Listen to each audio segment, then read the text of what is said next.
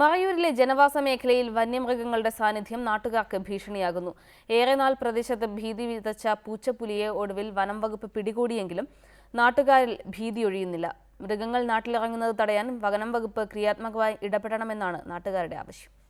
പുലി ഇറങ്ങിയെന്ന അഭ്യൂഹം മറയൂരിൽ ഏറെ നാൾ ഭീതി വിതച്ചിരുന്നു. വീടുകൾക്ക് മുന്നിൽ നിന്നും മറ്റുമായി പുലിയുടേതിന് സമാനമായ കാൽപ്പാടുകൾ കാണുക കൂടി പതിവായതോടെ ജനങ്ങൾ ഭീതിയിലായി. ഇതിനിടെ വളർത്തുമൃഗങ്ങൾക്ക് നേരെ ആക്രമണം ഉണ്ടാവുകയും ചെയ്തു. ഇതിനിടെയാണ് പൂച്ചപ്പുലിയെ പിടികൂടിയത്. പുത്തൂരിൽ കൃഷിക്കായി വെള്ളമെടുക്കാനെത്തിയ രാമസ്വാമിയാണ് സമീപത്തെ ഉപയോഗശൂന്യമായ വാട്ടർ ടാങ്കിനുള്ളിൽ പൂച്ചപ്പുലിയെ കണ്ടത്.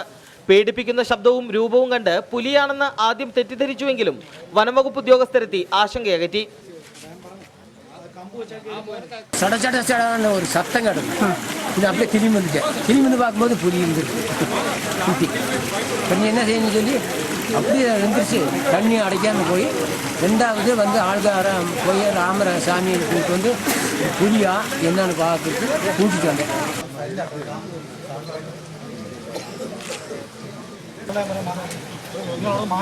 ഞങ്ങൾ പിടിക്കുന്ന സമയത്ത് ചാടിക്കരുതില്ല വന്നായിരുന്നു പോകാൻ വഴി കൊടുക്കാം.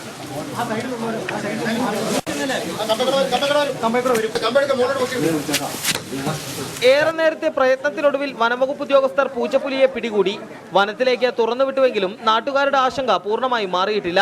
മൃഗങ്ങൾ തുടർച്ചയായി ജനവാസ മേഖലകളിൽ ഇറങ്ങുന്നത് തടയാൻ ശക്തമായ നടപടികൾ വനംവകുപ്പ് കൈക്കൊള്ളണമെന്നാണ് നാട്ടുകാരുടെ ആവശ്യം. നാട്ടിലിറങ്ങുന്ന കാട്ടാനകൾ സ്ഥിരമായി നാശനഷ്ടങ്ങൾ ഉണ്ടാക്കുന്ന മേഖലയാണ് മറയൂർ. ഇതിനു പിന്നാലെയാണ് മറ്റു വന്യമൃഗങ്ങൾ ജനവാസ മേഖലയിൽ ഇറങ്ങുന്നതും ജനങ്ങളെ ഭീതിയിലാഴ്ത്തുന്നതും. വിഘ്നേഷ് മറയൂരിനൊപ്പം റിപ്പോർട്ടർ ഇടുക്കി.